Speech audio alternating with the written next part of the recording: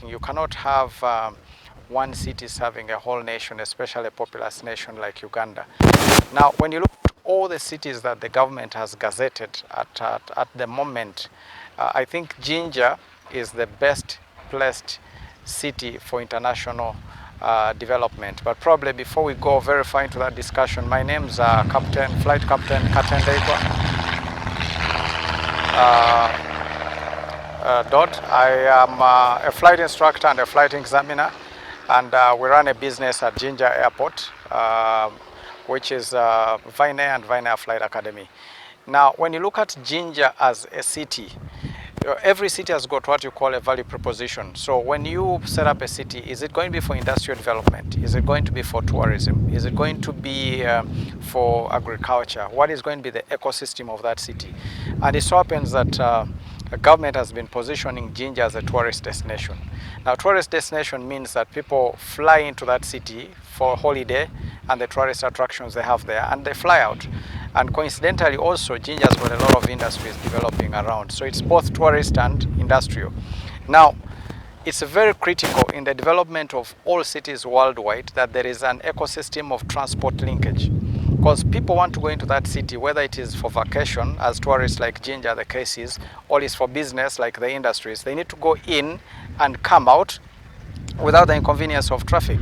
And that's why airports form a critical part of a city development. And I'll give you some examples. It's very difficult to develop a city that is international. And access by air is the fastest and the most convenient. Today we fly as Vine Air, we fly from Entebbe to Jinja within half an hour. Now if you try to go to Entebbe by road, it's going to cost you over 6 hours of your day plus. Now that is time you would have spent resting, you would have spent on your vacation, you would have spent in meetings.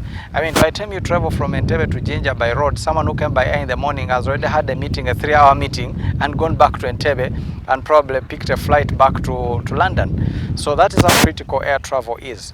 Now, when you look at all cities that have developed, airports are a critical part of that city.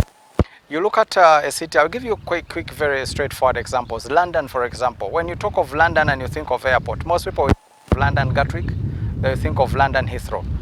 So those are international airports that bring in a lot of traffic. Now, the people who fly into that city for business, for leisure, they don't want to go through the hassle of the international airport that serves a lot of passengers. So you find that London, on top of Heathrow and Gatwick, has got 4 other airports, including London City Airport.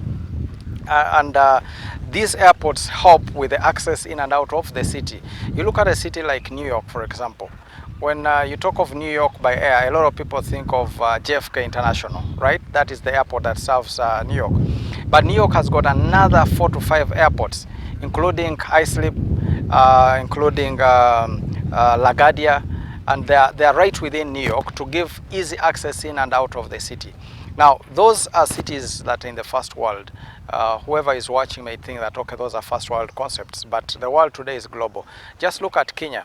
You look at Jomo Kenyatta International, that is the airport for Kenya as a country, right? But you've got Wilson Airport, which is right inside the city. And you get private jets flying in from Israel, from Europe, from South Africa, straight into Wilson, and flying out of Wilson without going through the hassle of Jomo Kenyatta International. And then you find Wilson has served as a very good ecosystem for the tourism in Kenya, because you can fly in and out without going through the hassle of the big airport. Now, that is the essence of a city airport. Now, of all the cities, apart from Mbarara and Jinja, I think the 2 are the most poised for that kind of development, because they're already airports within the city ecosystem. Now, the other thing you notice, for example, in Kenya as well, when they chose to develop cities, Eldoret became a city. There's Eldoret International. Okay, so you can fly in cargo, you can fly in passengers into Eldoret without going through Nairobi. Kisumu became a city. There's Kisumu International. You have got Mombasa. It became a city. And there's Mombasa International. Today, if you go to Mombasa, you see aircrafts carrying 250 passengers, 300 passengers flying in from Europe direct into Mombasa without going through Nairobi. And that plays a critical role in the ecosystem and the economics and the development of the city. So this airport plays a critical part of accessibility into Jinja Airport, into Jinja City, the planned city. So while the plans are made for Jinja as a city, the center of accessibility has been placed on this airport, and to be a grave mistake for Jinja to develop as a city without the airport developing. Now the good news is government has had some focus on that. I think some years back in the national budget they had a plan to pave the runway. Now if you look at the runway in Jinja as it is today, if you paved it, there are so many big aircrafts that can land there, and it has got some allowance for expansion. It can grow from the current 1.8 kilometers to even 3 kilometers if you add 0.6 on either side of the runway. Now, when you look at that, some countries won't pay attention to development of airports. But as we've illustrated, the ecosystem of cities and how airports play a big part in that, when you tarmac 1 kilometer of a road, all you can do is take people for that 1 kilometer. But when you tarmac 3 kilometers of, for example, Jinja Airport runway, you're going to take all the people all the way to Europe, to America, because a plane can land here and take off all the way to America. So it's a very good thing that you're looking at how people can access Jinja, and you're also cognizant of the fact that an airport plays a big role in that. Now, Vine Air as a company, we've been here for 7 years now, and I will tell you, in the ecosystem of tourism in Jinja, we played a big role because we carry passengers from here direct to Kisoro, going to do Kimpanzi tracking. We carry passengers from here to Kidepo. I mean, traveling from here to Kidepo by road could cost you a whole day or a day and a half. But I think we fly there in under 2 hours. We fly to Kisoro in about 2.5 hours. And then the tourists enjoy their holiday as opposed to spending it on the road. We also have a flight academy, and we are developing this place to be a regional hub for flight training. So today, if a Ugandan wants to do pilot training, you can start from zero to the airline seat within 18 to 24 months, and you can do it here. There's no point why you should fly to South Africa or go to the USA to learn how to fly an aeroplane. So that is the ecosystem an airport plays. So you'll get in future, with all the development of the airport and our investments here for the training school and the charter business, you get people flying here specifically to do pilot training. We've had students from Sudan, we've had students from Congo, and that is just the beginning. So it's the airport is a critical part of the city development, and it has to play a center part of the Jinja city development strategy.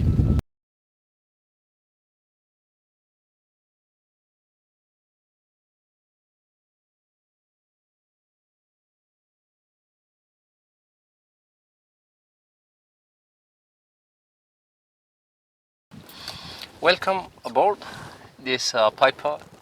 It's a Piper 2.8. It's a single engine with the low wings, and we use this airplane for training purposes and charter flights. As you can see, there is 4 passengers in the back and can be flown with 1 pilot. We use the Dialog instrument, and we have a Garmin G GPS as well on board. And the reason we use this type of instruments is to let the students have the basic knowledge of the old instruments before advancing into like, for example, Garmin G1000, which is about screens only. This is our power controls and our actual flight controls, which will give us the turns in the air and the nose forward and backwards. Our engines controls are all located here. Our radios, and we have an array of buttons here, and we call them fuses. In case any of we have a problem with any of the instruments, a small circuit breaker will pop out, and we'll know exactly which circuit breaker pops out, and we'll deal with it immediately. Alright, we have flaps, and flaps here. It's a manual located flaps, and now I'm selecting 20 degrees, and 30 degrees. And what it does is it gives the plane more lift, especially we use it on takeoff, so on a smaller settings and higher settings during landing, because we want to stop the plane as fast as possible, and it acts as drag. All right, we have also a cargo door in the back that carries 200 pounds of luggage in case passengers they are accompanied with luggage. This specific airplane has 4 fuel tanks, 2 in the tips of the wings and then 2 in the inner, and we can select all of them through select to the right tip, or we can bring it all the way as well. Right. In this plane, of course, we use headsets. In case the headset goes off, we can also switch from here and we can use the backup communication, and we have a speaker overhead whereby we can hear the communication from the ATC tower, and we can reply in case we have communication failure.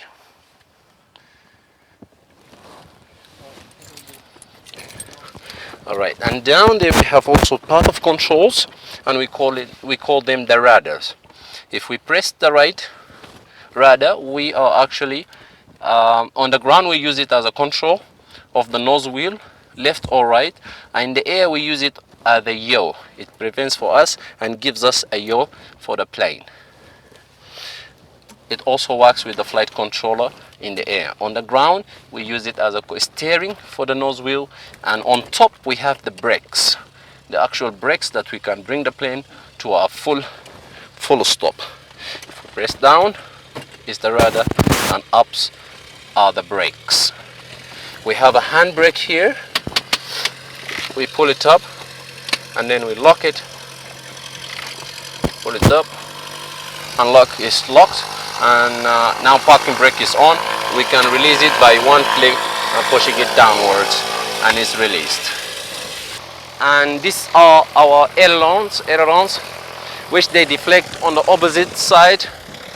There are 2, one on the right, one on the left, and they go in the opposite direction, and they give us the roll in the air, and that's how we can achieve turns. We have the tail section of the plane, which has the elevator. This is a horizontal stabilizer, and this is the vertical stabilizer, and this one works also as elevator, and we have an elevator trim, which is basically what will give us the nose up and nose down moment when we are flying.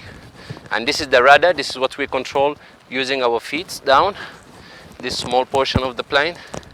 The last one is called the radar, and that helps us with the yaw of the plane, either right or left. This is the cargo door, and this is the way we open it. We can lock it up here, and we can put all the baggage for the passengers. We have belts whereby we can secure the cargo not to move during the flight. Okay.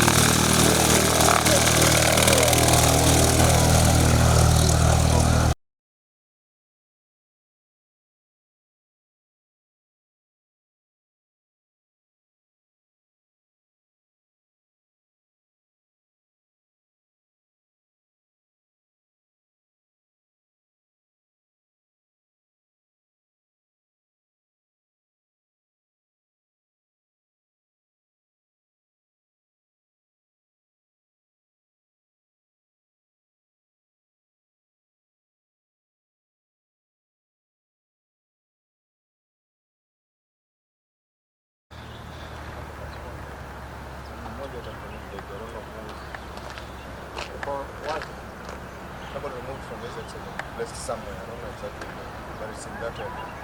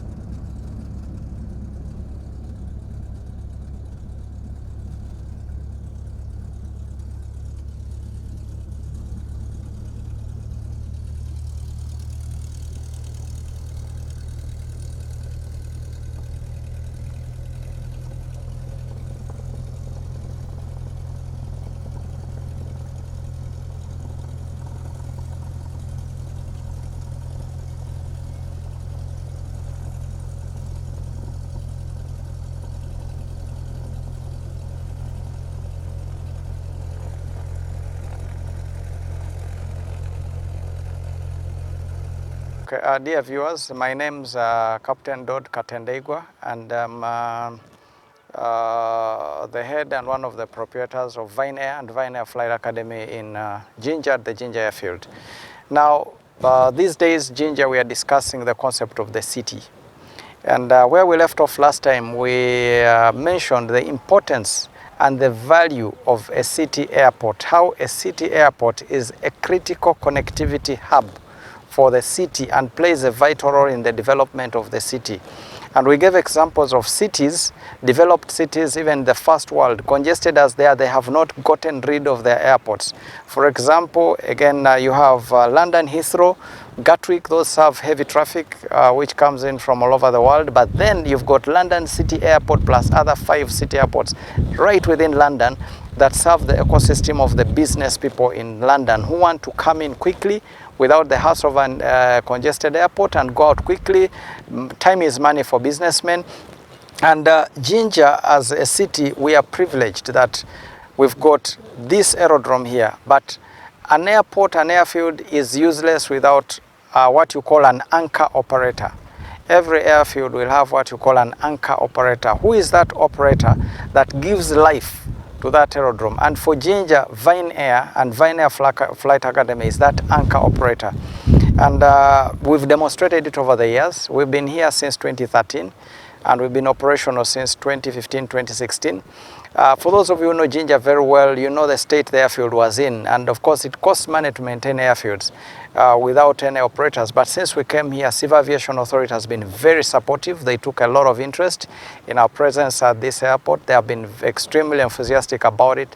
The airfield, they have maintained the airfield. It's not bushy anymore. You don't have cattle grazing on the airfield anymore. The apron is not empty. Now we're even having discussions with them about expanding the apron because it's congested, which is a very good thing. So Vine Air and Vine Air Flight Academy, we serve as an anchor operator to give life to this aerodrome and therefore to give life to the Jinja city that is coming up. How does that work? As Vine Air, we have what we call an air operator certificate. We are certified by Civil Aviation Authority to carry passengers on a charter basis. So if, for example, you want to go to Entebbe tomorrow, Jinja as a city attracts, it has a lot of industries. You'll have, COVID will go and business will normalize. You get all these industries. They've got people coming in to repair machines, people coming in for business meetings. You've got a lot of agro business around Jinja, people coming in for agro conferences, workshops, etc., and many other things. They don't want to land in Entebbe and spend another 5 hours on the road coming to Jinja when those 5 hours could have been spent in a conference or in a meeting. They don't want to spend 5 hours on the road when those 5 hours could have been spent having adventures on the Nile, for example. So we fly you direct from Entebbe to Jinja within just 35 minutes or 30 minutes, half an hour, saving you nearly almost 4 hours of your valuable time. Now that is the connectivity value that we bring to the city and that the airfield brings to the city. As the city develops, it's very important that the local leaders and the local politicians support the development of this airport. It's unfortunate, I would like to say, that in the previous times, some politicians around Jinja have fought this airfield and fought Vine Air as opposed to supporting this airfield and Civil Aviation and supporting this airfield. Now, that does not develop the area, because now is the time that we need the politicians to support the development of this airfield as opposed to the partisan politics of shift it, move it, close it, because it's against the development of the city. And Jinja without this airport, this close, is it's like a peacock without feathers. It will be a city without feathers. So right now we should be engaging with the local leaders on how do we tarmac this runway. How do we use our local leaders to bargain through government to make sure the Jinja runway is tarmacked? How do we bargain through our politicians to make sure that we buy the pieces of land as government that are on the approach of the runway on both ends, so that this runway can grow beyond 1.8 kilometers to probably 3 kilometers. And the longer the runway is, the more or the larger aircraft it can attract. So when the runway is paved, which we call it paved technically, but in a layman's language is tarmacked. When this runway is tarmacked, as it is right now, 1.8 kilometers, you get a business jet landing here. You can get a lot of aircrafts carrying up to 70 passengers landing here and taking off here. But if you make it longer, larger aircrafts require longer runways to land and take off. You attract larger aircrafts landing here. Then you have a proper city that is going to attract tourism without going through the hassles of relying only on Entebbe. I give an example. Mombasa, if you go to Mombasa before COVID, you'd get huge airplanes, 737s, 777s, chartered from Milan, from Germany, from all sorts of European cities, Warsaw and the rest, bringing tourists to Mombasa because they've got an airport that has a very long runway that is tarmacked and a big aircraft can land there. That's what Jinja needs to become right now. We as Vine Air have invested a lot here, and we need the support from government on that front. When we came here, and we requested to be based in Jinja as an anchor operator, we were requested by Civil Aviation Authority to come up with a master plan for this aerodrome because it was not in their budget at that moment. And using our own money to a tune of $30,000, $32,000 to be precise, we had to get in experts from abroad to design the master plan for this aerodrome, which includes taxiways, it includes engine runs, it includes expansion of this apron to accommodate the common aircraft we're all used to is the CRJ, the current one being used by Uganda Airlines. If the apron is expanded as per that master plan, it can accommodate 9 CRJs here. Then now you're talking of a properly connected city. While we wait for the railway, you know what happens on the Jinja Highway. So the airport is a critical part of it, and we are making a plea to the stakeholders in government and the politicians. We know in 2015 government put a budget to pave this runway, but it hasn't yet happened. We are requesting that it gets prioritized. The expansion of the apron, the construction of the taxiways, the paving of this runway, and lighting of the runway so that it's not function only during the day. It works also in the night. So you don't get a plane coming in from Belgium and then it can't land in Jinja at night. So the faster that is done, actually the faster this aerodrome is developed, the faster the development of the city will happen because of just one mere factor, connectivity. And we as Vine Air pledge to do that. We as a charter company, currently we can fly tourists to any part of Uganda, and with effect from next year we'll be flying tourists to any part of the world and any part of Africa. We have another business that we brought to Jinja that is so unique and is playing a critical role and is going to play a critical role in the transformation of the Jinja city, and that is flight training services. Flight training is a specialized wing of aviation. It does not stop at just training people to become pilots, what we call ab initio training. It involves also recurrent training, it involves also upgrade training, and etc. So the Vine Air Flight Academy at the moment, based in Jinja, we have plans of putting up an international standard flight academy here with a hangar, training engineers, training dispatchers, having large aircraft simulators. Because today, if as a pilot, when you qualify, every year you have to go for currency in a simulator where you're able to practice emergencies and emergency procedures, how they are handled, that you cannot do in a live aircraft with passengers. And you find operators flying their pilots to Canada, flying their pilots to South Africa, flying their pilots to London to do simulator annual recurrences, which costs hotel bills, and that is revenue lost for Jinja. It costs air ticket bills and etc. So if we are supported and we got our lease, which we are grateful to CAA because as part of the master plan, they allocated us a piece of land that we shall use for development, but that development has been delayed because of a delayed lease. So, which is, of course, CA is working on it, and they have been working on it. I will appreciate if anybody can, the government can help them to expedite it. We know they are giving it utmost attention, but the earlier the better. Then we start the construction, and with that, not only are we going to be training Ugandans to become pilots, but we are training internationally. At the moment, before the corona lockdown came, we had 4 South Sudanese, we had a student from Central African Republic, we had a student from Congo, we had 1 student from Rwanda.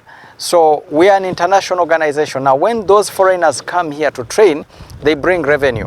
They'll be sleeping in ginger houses. They'll be eating from ginger hotels. They'll be spending on ginger groceries. So that boosts the economy. So Vine Flight Academy, we pledge, and indeed we are a critical part of the Ginger City development. At the moment, we train pilots who want to, if you're a Ugandan out there and you want to fly a plane, you have your money, you can get a private pilot license, fly around your friends and colleagues. In future, once all the lease documentation is finalized with the Civil Aviation Authority, we shall even have a flying club here. You can fly in over the weekend. Ginger City, come to the flying club, hire a plane, you have your license, go to the game park with your family and friends, come back. That's what makes a city lively, and that brings revenue. You can get the young people who want to have careers. You can do a commercial pilot license here. You can do advanced training, including instrument rating, which you require a lot as a commercial pilot to be employable. So you could join here from Senior 4, Senior 6 if you qualify through the entry process. It's not everybody who has money and can afford to, we accept. They have to meet the right standards. You can actually do your license from here and live here, and you get a job as a pilot. Okay. And as I explained earlier, we are attracting foreigners. So now when we grow big and we put up the hangars we are planning to put up, and we put up all the facilities we are planning to put up, then you start getting simulator training here. So you get people who are flying probably from Kenya to Canada coming to Uganda. People who are going to South Africa for simulator sessions coming to Uganda. And that is revenue to the city, to the hotels, to the ecosystem. So they would come as academic tourists. They will also become other tourists and that kind of thing. There are some facts which are not known, and why we as Vine and Vine Flight Academy, we need a lot of support from, especially as a business, all we need is goodwill from the local leaders and the politicians. I said in the past we've had local leaders fighting us when they should be supporting us for their own reasons, but we would like to have the goodwill of the local politicians and the local leaders, because one of the little known facts that Vine Flight Academy was the first institution to be licensed and certified by the Civil Aviation Authority of Uganda to conduct pilot training. And we are only 3 schools that do that, and it's only one of the 2 where you can do a commercial license.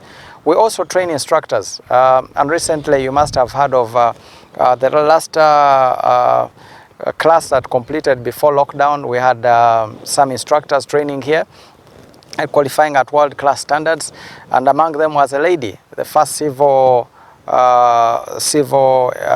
pilot instructor, although there have been one before in the military. So that is the kind of development we are bringing to this city, and that is the future that we hold as Vine Air Flight Academy and Vine Air for this city in terms of development of Ginger City.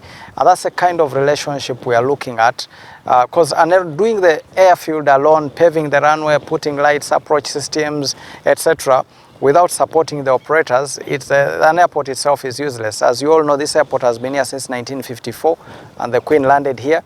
But it's only this time around, when Vine Air has been based here, that it has got the vibrance that it has today. So an operator is a critical lifeline and a critical part of an airfield. A lot of people wonder, and they say, okay, some people have got a bias. So if I have to train to be a pilot, I need to go to South Africa, I need to go to America, I need to go to the UK, which is wrong. The license you get in America and the license you get in Europe, the license you get in South Africa is the same license you get in Uganda. Probably your concern will be the quality of training. Now, Civil Aviation Authority has got standards. All civil aviation authorities have got standards of certification. That's why we are certified. So when we are certified and we are monitored every year on terms of standards and quality, and we have the highest standard of pilot training we can claim in the region. So when you get a license from here, it's not a Uganda license, because the pilot license is international. Because even if you go one from South Africa or from America, when you come to Uganda, you have to do what we call a conversion. So the same applies when you get a Ugandan one. When you go to another country, you do a conversion and then you can fly. And that's why we have all these pilots, the 4 students I talked about from South Sudan, and the 2 we talked about from Central Africa Republic and the Congo. Now, ideally, what we do as a training organization, why we are certified by Civil Aviation Authority, because we act as agents of Civil Aviation Authority, not just Uganda Civil Aviation Authority, but the International Civil Aviation Authority, which also in line checks the performance of the local Civil Aviation Authority. So when we train you to those standards, we relinquish you or submit you to Civil Aviation Authority, and Civil Aviation Authority examine you, and they issue a license. By the exams you do for Civil Aviation Authority, they are to the international standard, and you get an international license enabling you to work anywhere as a pilot. The other thing we need to think about in terms of our role as Vine in the ecosystem of Jinja City development, as we grow the charter business, the aerodrome gets paved, it gets busy, and we have all these flights going on. We don't book all the passengers we carry. We act through agencies as well. We've got tour agents. So we give business to the tour agents. Even at the moment, we fly passengers to Kidepo, Pakuba, to Makshon Falls. We fly passengers to Queen Elizabeth, to Kisoro. We don't get them directly ourselves. Those passengers are booked by local agents, work on our behalf, and then we carry them on their behalf. So that is the kind of ecosystem that you would love to see in a tourist city that is also a hybrid of an agro center, it's a hybrid of an industrial city. Jinja City is quite a complex hybrid. It's a tourist center, it's got agro, it's got industrial, and you need a lot of connectivity, and all these other agencies that we are talking about end up belonging to that same ecosystem that we help anchor. Tubaniriza ku Vine Air Flight Academy. Amanya gange nze Mawanda Andrew Robert, nze avunanyizibwako ku embeera y'abaana n'okubayingiza mu ssomero wano. Vine Air Flight Academy ye yasooka okubanga efuna license ne bagicertifyinga ekitongole ekikuvunaganyizibwako ebyennyonyi mu Uganda. Ekyo nno nga ffe aba Vine Air tukyenyumirizaamu nnyo era kituwa essanyu nti abalala bangi baaliwo naye ffe abaasooka okuba certified and licensed. Wano ku Vine Air twaniriza buli muntu era buli ayagala okuvuga ennyonyi, naye waliwo bye tutunuulira. Ekisookera ddala ku ebyo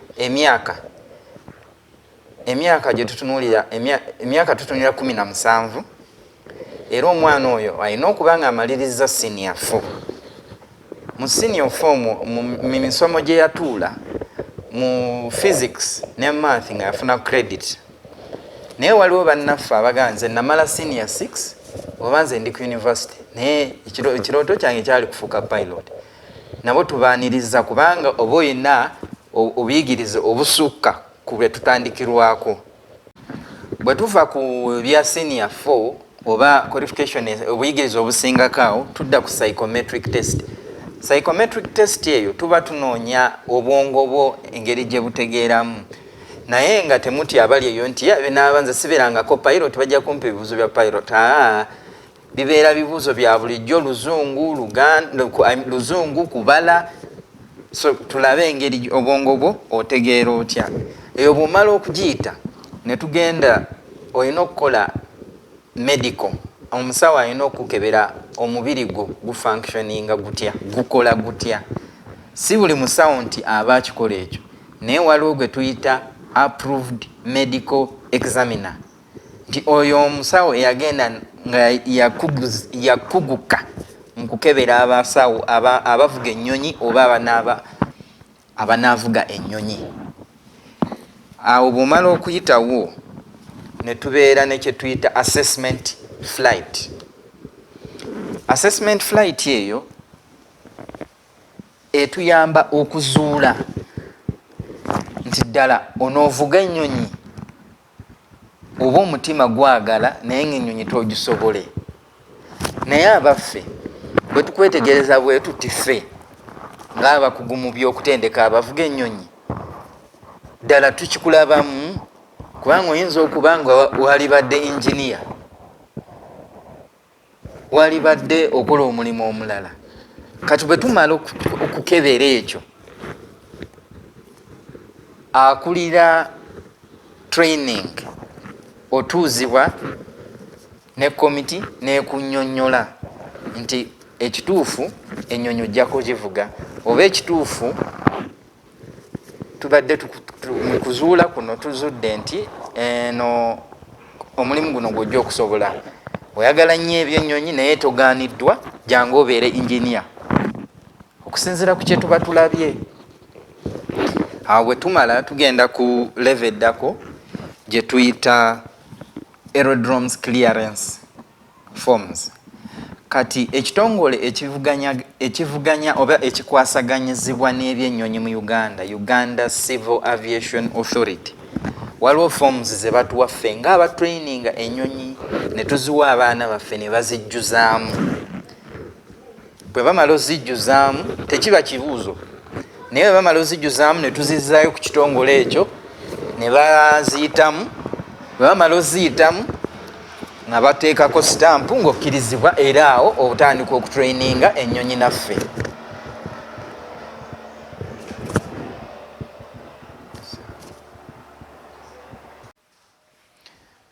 That's our certificate of incorporation.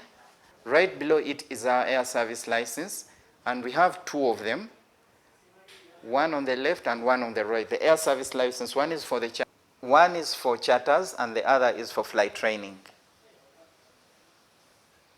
That is for charters now. Below the air service licenses, we have our certificates, two of them. One is the air operator certificate that allows us carry out charters, and next to it is the approved training organization certificate, which we call the ATO, and our number is 025. With all those certificates, we are an improved training institute for pilots. As you can see, we have been approved and certified by Civil Aviation Authority.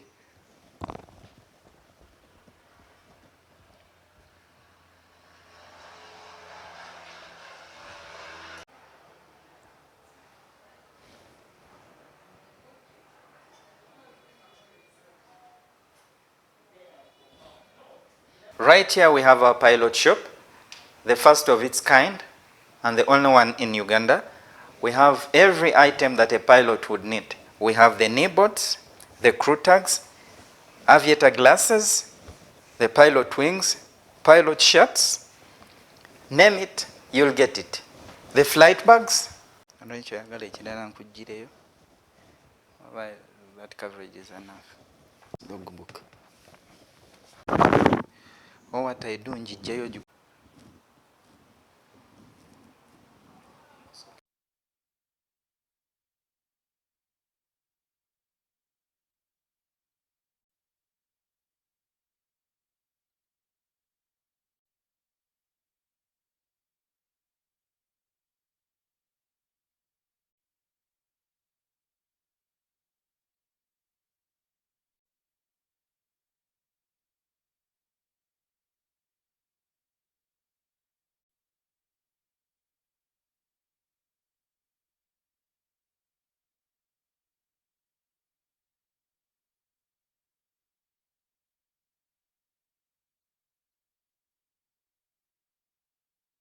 Welcome to Vine Air Flight Academy.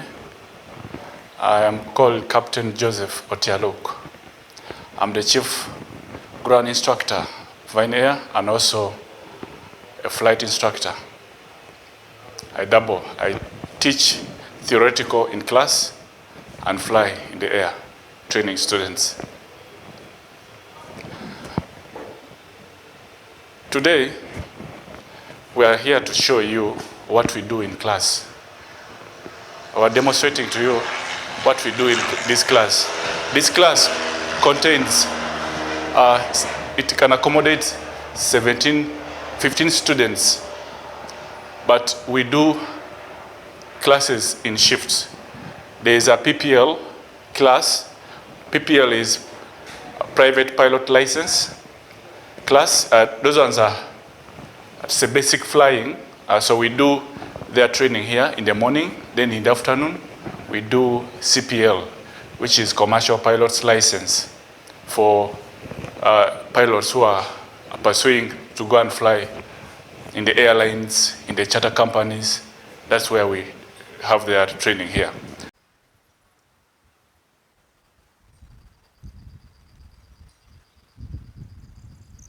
This is a simulator. This is where we bring our students first before they do actual flying. So we train them here what exactly they expect in the air, from the ground to the flying part of it when you get airborne. Like now, this student is going to take off. He has made sure that everything is ready and is taking off now. So this is a simulated flight. It shows you what you expect in the air, but not exactly that. Like, it does not show you whether in the air, but shows you exactly what to expect in the air. So is taking off.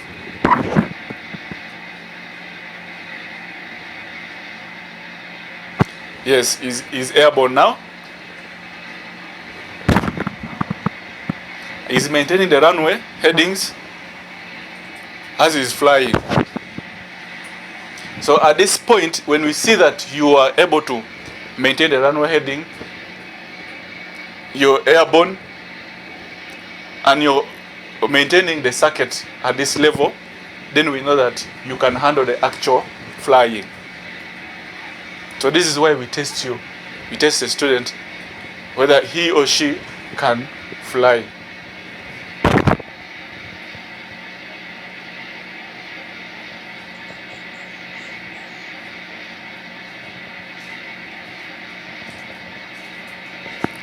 Can you turn back and land? Make a long one. Yeah. The runway is still very close. Okay. Unless we can cut, wait, and then Yes. and we wait. Wait like 1 minute, then you make. 1 minute will be too close. You know, this is like a real one. Okay. This student is maintaining all his flying is okay. He has taken off very well. The instruments are behaving well. He's going to make it. He's going to keep a circuit, then he comes back to land.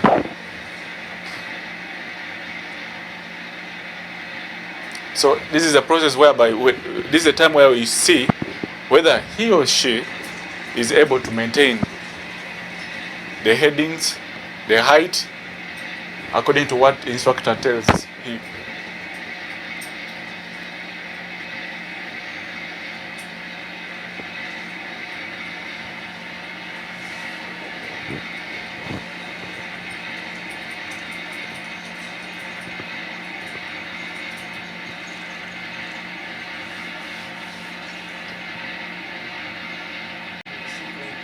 Yeah, he's still climbing.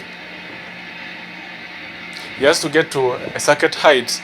A circuit height here in Jinja is 4,800.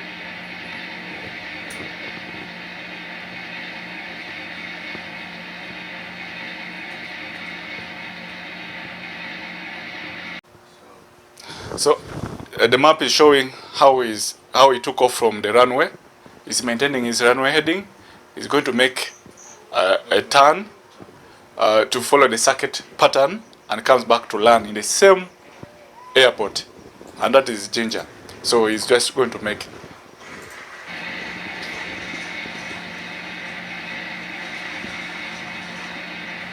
reaching 4,000 feet. So you can see from, show him the altimeter. That is the one that tells you the altitude you have reached. So you have to monitor. So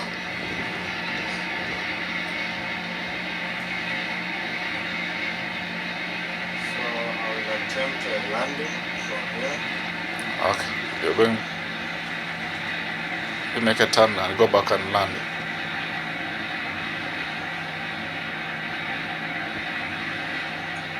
So it's turning back to land, back to Jinja to land.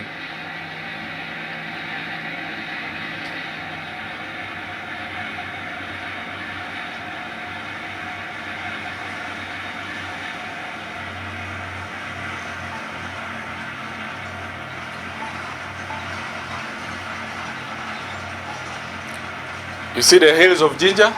They're showing the hills of Jinja, but he has to go back to the runway.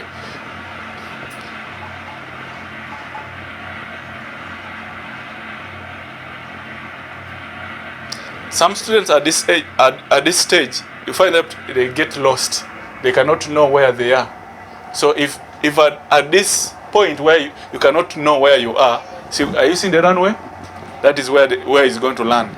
So at this point, if you ask him where he is, to identify his position, if he does not know, meaning he has not gotten it right. So you have to make sure that you keep on teaching him, training him until he gets the concept. So this one is able now to know where the runway is. He is able to approach, to go and learn.